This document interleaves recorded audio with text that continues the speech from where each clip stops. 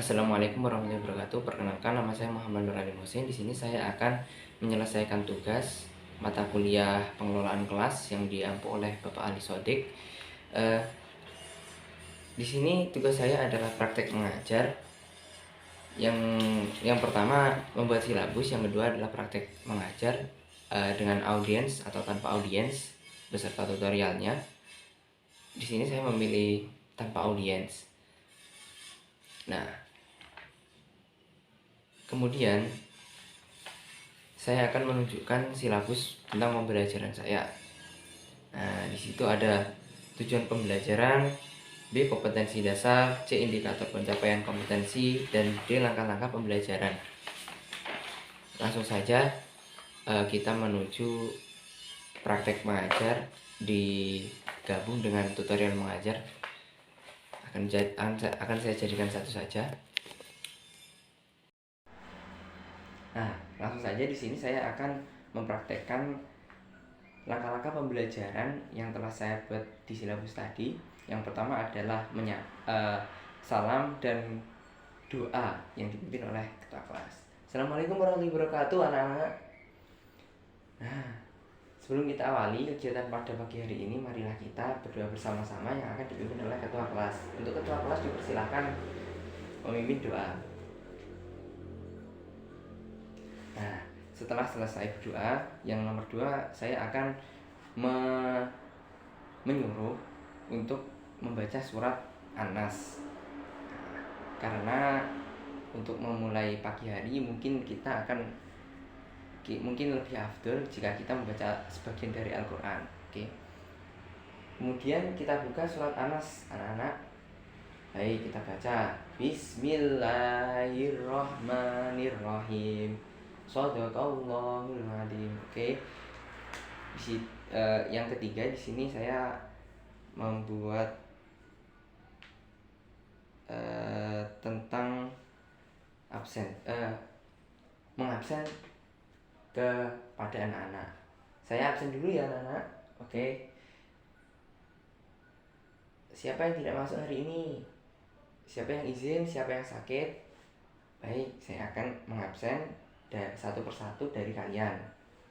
1, Ahmad Rizal hadir. Oke, terima kasih. Kemudian yang keempat, saya akan menyapa peserta didik. Menyapa peserta didik dan memperkenalkan diri saya.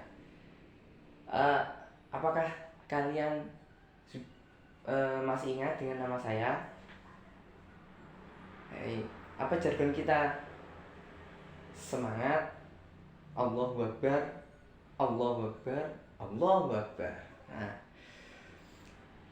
siapa nama saya kalau masih ingat? Oke, ya. Dilanjut yang terakhir, yaitu yang kelima, saya akan menyampaikan kompetensi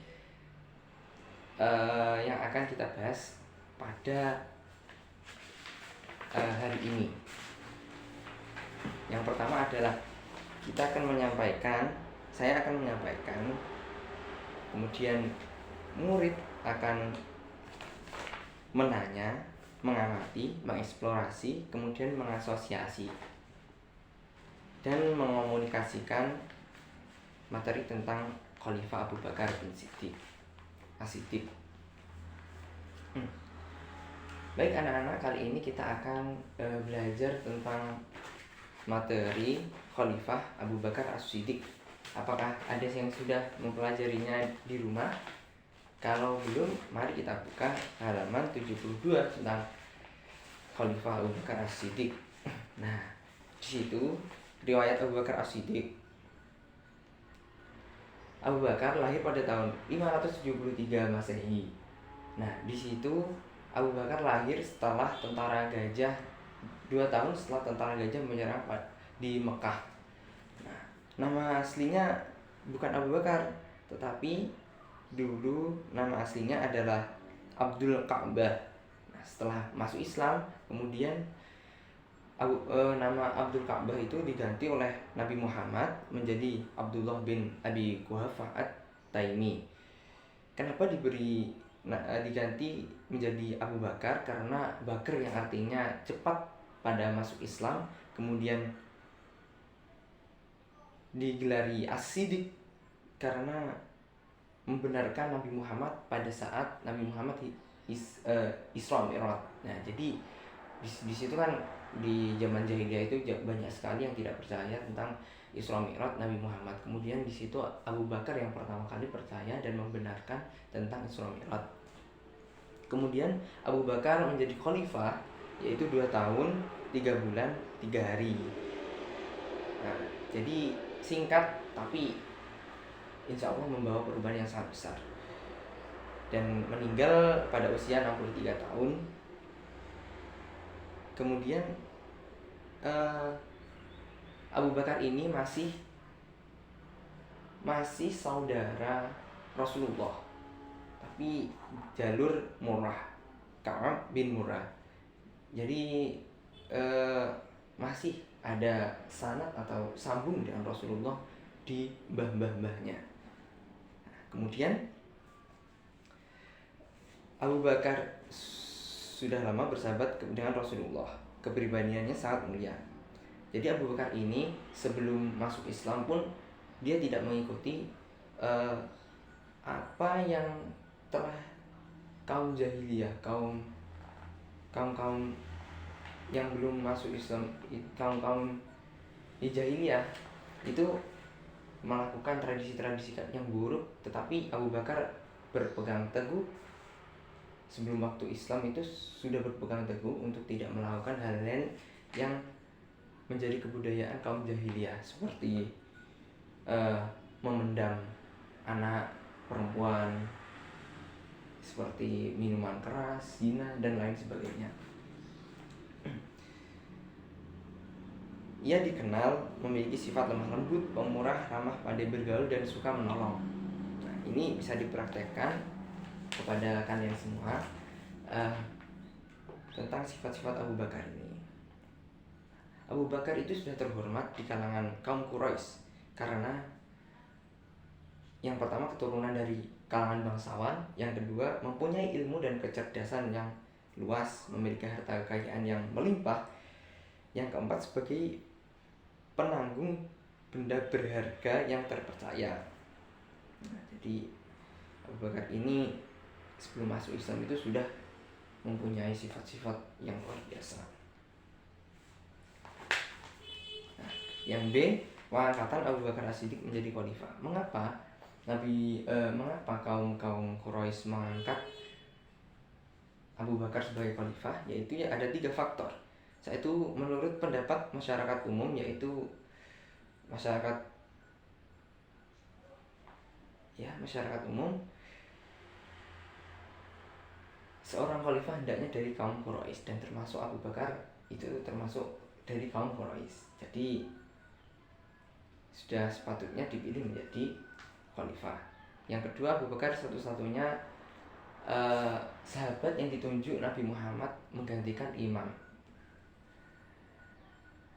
Yang ketiga, Abu Bakar satu-satunya sahabat yang menemani Nabi Muhammad ketika hijrah di Gua Hira, bersembunyi atau hijrah di Gua Sur. Mohon maaf ada kekeliruan. Yang C, peran Abu Bakar As-Siddiq dalam agama Islam.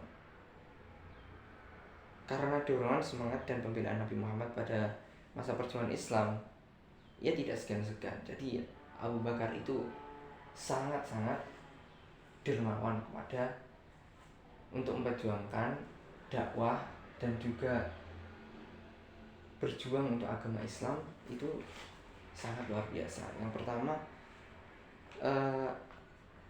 paling awal masuk Islam. Di antara peran Abu Bakar As-Siddiq, yang pertama adalah paling awal masuk Islam, yang kedua selalu ada di sisi Nabi Muhammad. Jadi di mana-mana Nabi Muhammad selalu dikawal oleh Abu Bakar As-Siddiq. Yang ketiga, mengislamkan para sahabat. Yang keempat, membebaskan para budak, yaitu Amir bin Fuhairah. Yang kedua Abu Fukaihah. Yang ketiga Bilal bin Rabah. Keempat Labibah. Kelima Nadia. Keenam Ummu Ubais dan lain-lain. Yang kelima, menemui Nabi Muhammad bersembunyi di Gua Sur. Yang keenam, menginfakkan hartanya untuk kepentingan Islam. Nah, ada yang tahu eh, pada masa yang ada yang tahu dari ketiga poin-poin tersebut, poin manakah yang kalian belum ketahui?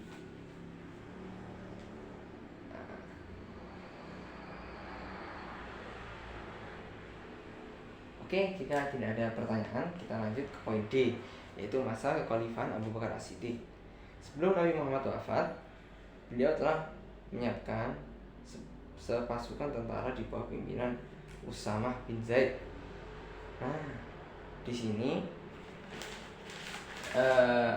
Abu Bakar telah menyiapkan untuk berperang memusuhi orang-orang kafir.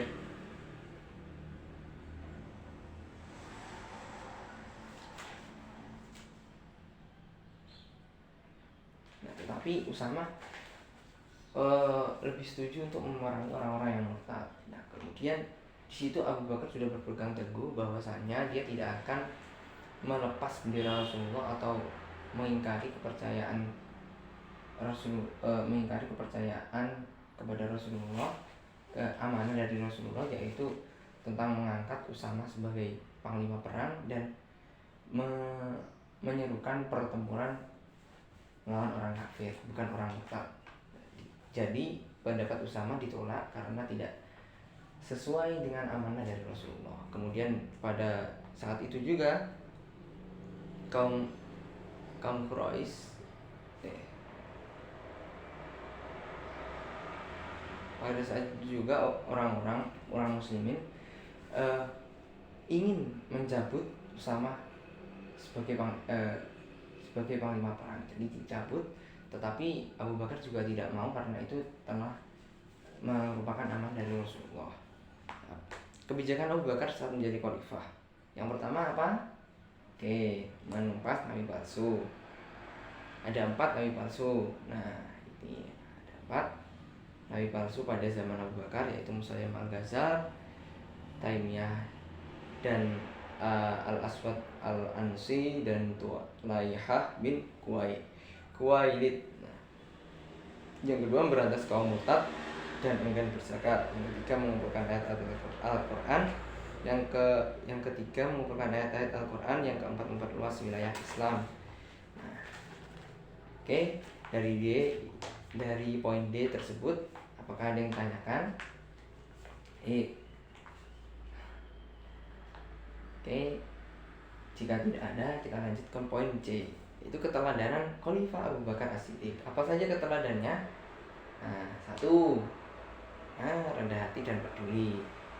Sudahkah kita rendah hati dan peduli? Nah, patutnya kita mencontoh Abu Bakar seperti ini. Abu Bakar juga dikenal sebagai sosok yang rendah hati. Kekayaannya tidak membuat sombong. Jadi Abu Bakar itu meskipun kaya, tapi beliau tidak sombong, malah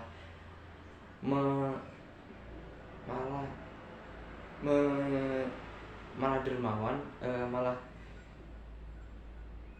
suka untuk membagi-bagikan hartanya ke jalan yang benar, ke jalan contoh tadi membebaskan budak dan itulah. Nah, ini yang kedua, dermawan dan suka menolong. Yang ketiga sederhana dan berjiwa besar. Nah, patutlah kita meneladani Khalifah Abu Bakar yang seperti itu. Nah, kemudian anak-anak, sekarang kita menuju kemudian saya akan memberikan tugas kepada anak-anak, yaitu berikan contoh. Berikan 3 contoh tadi ya, yang sudah saya sebutkan, keteladanan tadi Abu Bakar di kehidupan sehari-hari. Sebutkan contoh keteladanan Abu Bakar dalam kehidupan sehari-hari. Nah, mungkin begitu. Silahkan didiskusikan di teman sebangku kalian tentang sifat-sifat Abu Bakar dan bagaimana cara kita untuk meneladani di kehidupan sehari-hari.